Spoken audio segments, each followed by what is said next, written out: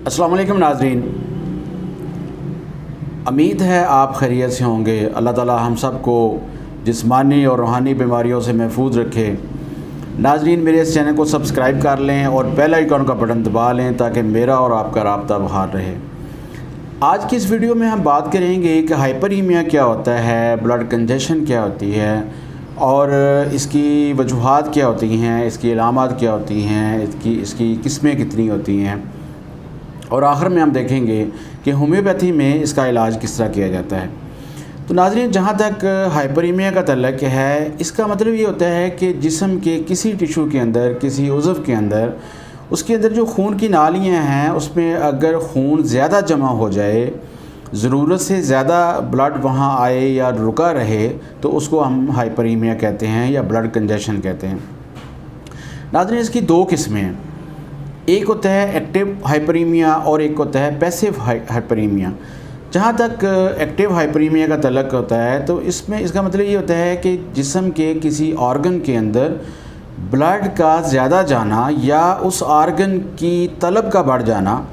और ऐसा आमतौर पर उस वक्त होता है जब किसी टिशू या किसी आर्गन का जो उसकी मेटाबॉलिक कारकर्दगी होती है उसमें इजाफा होता है, तो उसको ज़्यादा ब्लड की ज़रूरत होती है, उसको ज़्यादा ऑक्सीजन की ज़रूरत होती है, तो इसलिए उसके अंदर ब्लड जो है वो ज़्यादा जाता है और उसकी खून की नालियाँ जो हैं वो फैल जाती हैं।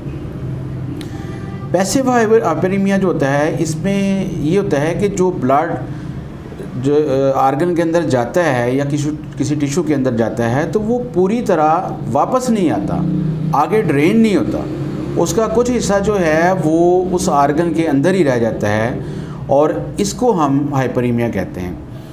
नाज़रीन, अब हम देखते हैं कि एक्टिव हाइपरीमिया और पैसिव हाइपरीमिया की वजूहात क्या हैं। जहाँ तक एक्टिव हाइपरीमिया का तल्लक है तो इसमें ये होता है कि ब्लड जो है वो उस आर्गन में ज़्यादा जा रहा होता है और ये ब्लड जो होता है उसकी मेटाबॉलिक कारकर्दगी को बढ़ाने के लिए उसकी ज़रूरत के मुताबिक उसमें ज़्यादा जाता है। नॉर्मल हालत में जो किसी आर्गन के अंदर ब्लड का फ़्लो होता है, इसकी वर्जिश के दौरान या कारकर्दगी के दौरान, शदीद मशक्क़त के दौरान उसमें 20% इजाफ़ा जो है वो होता है, तब जाके उस आर्गन की ज़रूरत पूरी होती है, जिसको जितना उसको ब्लड चाहिए होता है, जितनी उसको ऑक्सीजन चाहिए होती है वो उसको प्रोवाइड होती है। ठीक है, मिसाल के तौर पे जब हम खाना खाते हैं तो हमारे मैदे को ज़्यादा काम करना पड़ता है, उसको ब्लड की और ऑक्सीजन की ज़्यादा ज़रूरत होती है, उसने खाने को डाइजेस्ट करना होता है और जुज़्वे बदन उसको बनाना होता है, इसलिए उसको ब्लड की ज़्यादा ज़रूरत होती है और उसकी अंदर जो है वो ब्लड ज़्यादा चला जाता है। और वर्जिश के दौरान जब हम वर्जिश करते हैं तो हमारी बॉडी के जो सेल्स हैं, जो पट्टे हैं, उनको ज़्यादा ब्लड और ज़्यादा ऑक्सीजन की ज़रूरत होती है, इसलिए वो आर्गन जो वर्जिश के दौरान ज़्यादा मशक्क़त कर रहे हैं, ज़्यादा काम कर रहे हैं, उनमें ब्लड की मिकदार जो है वो ज़्यादा चली जाती है। इसी तरह जब कहीं चोट लग जाती है या इन्फेक्शन हो जाती है तो उस एरिया के अंदर भी ब्लड कंजेशन हो जाती है, वक्ती तौर पे वहाँ खून जो है वो ज़्यादा जाना शुरू हो जाता है।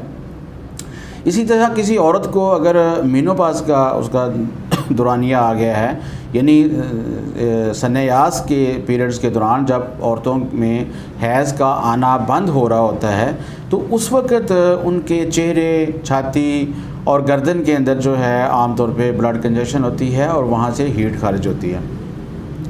अब हम बात करते हैं कि पैसिव हाइपरीमिया जो है उसकी वजूहात क्या होती हैं। तो पैसिव हाइपरीमिया जो है उसका मतलब पहले मैं आपको बता चुका हूँ कि किसी आर्गन के अंदर ब्लड का ज़्यादा जाना और वहाँ से ड्रेन ना होना। इसकी कई एक वजूहात हैं, जैसे एस्कीमिया एक मर्ज़ है जिसके दौरान किसी आर्गन को पूरा ब्लड नहीं मिल रहा होता और या जितनी ज़रूरत होती है उस आर्गन की उतना खून उसको नहीं जा रहा होता।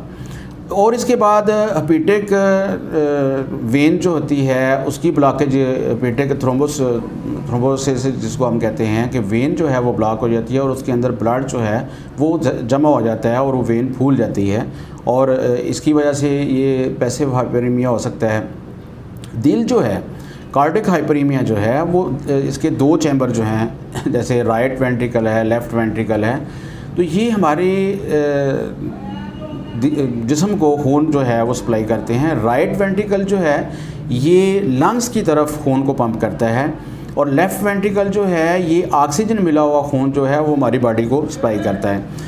तो जब कभी ऐसा होता है कि हमारा दिल पूरी ताकत के साथ जो है वो ब्लड को पंप नहीं कर पाता, तो कुछ खून जो होता है वो दिल के अंदर ही रह जाता है, और इसकी वजह से जो कार्डिक हाइपरीमिया हो सकता है, गुर्दे के अंदर ब्लड की कंजेशन हो सकती है, जिगर के अंदर हो सकती है, रेक्टम के अंदर हो सकती है, जिल्द के अंदर हो सकती है। तो इस तरह करके जो है इसकी अलामत जो हैं वो आती हैं। उसके बाद पल्मोनरी एम्बोसिस का मसला होता है, जिसके अंदर लंग्स की किसी वेन जो है उसके अंदर हाइपरीमिया हो जाता है, वो फूल जाती हैं, ब्लड ज़्यादा जमा हो जाता है। तो ये कुछ इसकी वजूहात हैं पैसिव हाइपरीमिया की। अब अगर हम बात करते हैं कि हाइपरीमिया की अलामत क्या होती हैं, तो नाज़रीन हाइपरीमिया की मेन अलामत तो ये होती है कि जिस जगह के अंदर, जिस आर्गन के अंदर, जिस टिश्यू के अंदर ब्लड ज़्यादा जमा होगा वो हिस्सा जो है वो गर्म महसूस होगा और सूजा हुआ महसूस होगा। ठीक है। उसके बाद इसकी जो अलामत हैं वो होती हैं आर्गन के लिहाज से। जिस आर्गन, क्योंकि ये जो हाइपरीमिया है कि ये जिस्म के किसी आर्गन में भी हो सकता है, जिल्द के अंदर भी हो सकता है, टांगों के अंदर भी हो सकता है, और ये डीप वेन जो थ्रोम्बोसिस है, जो मसलन टांग के अंदर बाज़ का तो कोई वेन जो है उसके अंदर हाइपरीमिया होता है, खून ज़्यादा जमा हो जाता है, तो किसी आर्गन में भी हो सकता है। तो इसकी जो अलामत हैं वो आर्गन के हिसाब से होंगी। मिसाल के तौर पे हम कार्डिक हाइपरीमिया की अगर बात करते हैं तो मरीज़ की धड़कन बहुत ज़्यादा तेज़ हो जाती है, उसको मतली आती है, कै होती है, फिर उसकी धड़कन इतनी तेज़ होती है कि वो हाथों में भी महसूस की जा सकती है, सांस छोटी हो जाती है। अगर ये हाइपरीमिया जिगर के अंदर होगा, खून का इज्तिमा अगर जिगर के अंदर होगा, तो मरीज़ को जो है ख़ारिश जिस्म पे होती है, टांगें बहुत ज़्यादा दर्द करती हैं, और इस्तिस्काई सोजन जो है ये आ जाती है। ख़ास तौर पे लोअर एक्सट्रीमिटीज़ के ऊपर ज़्यादा होती है, पेट के ऊपर, टांगों के ऊपर। ये दोनों सूरतों में होगी। अगर कार्डिक हाइपरीमिया होगा फिर भी इस्तिस्काई सोजन होती है, और अगर जिगर की वजह से, जिगर के अंदर इज्तिमाई खून है तो उसकी वजह से भी ये स्वेलिंग हो सकती है।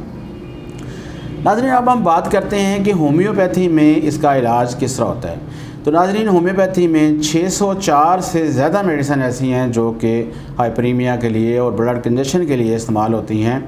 ये मेडिसिन जो हैं मुख्तलिफ़ अलामात और मुख्तलिफ़ वजूहात की बुनियाद पर इस्तेमाल होंगी। ठीक है ना। मिसाल के तौर पे अगर एक आदमी है, उसको कार्डिक हाइपरीमिया है, उसके साथ उसको ब्राइट डिजीज़ का मसला है, तो उसकी मेडिसिन और होगी। एक आदमी है, उसको जिगर का कोई प्रॉब्लम है, उसके अंदर हाइपरीमिया है और उसके साथ उसकी अलामत कुछ और हैं, तो उसकी मेडिसिन भी चेंज होगी। यानी अलामत के मुताबिक, मजाज के मुताबिक मरीज़ की दवा जो है वो हम चुनाव करेंगे।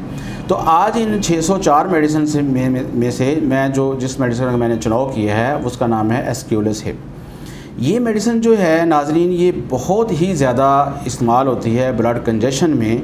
ये ब्लड कंजेशन जो है ये दिल के अंदर हो या जिगर के अंदर हो। आज मैंने जो मौजू इसमें से सेलेक्ट किया है इस वीडियो में, मैं इसकी हार्ट की और जिगर की अलामत सिर्फ आपको बताऊंगा, क्योंकि एक मेडिसिन की बहुत ज़्यादा सिम्टम होते हैं, बहुत ज़्यादा अलामत होती हैं, उसको एक वीडियो में बयान करना बहुत ही मुश्किल होता है। तो जहाँ तक एस्क्यूलस का तल्लक है, एस्क्यूलस हिप का तल्लक है, इसका वेन्स के ऊपर, शरियानों के ऊपर और ब्लड कंजेशन के ऊपर जो है इसका बहुत ज़्यादा तल्लक है।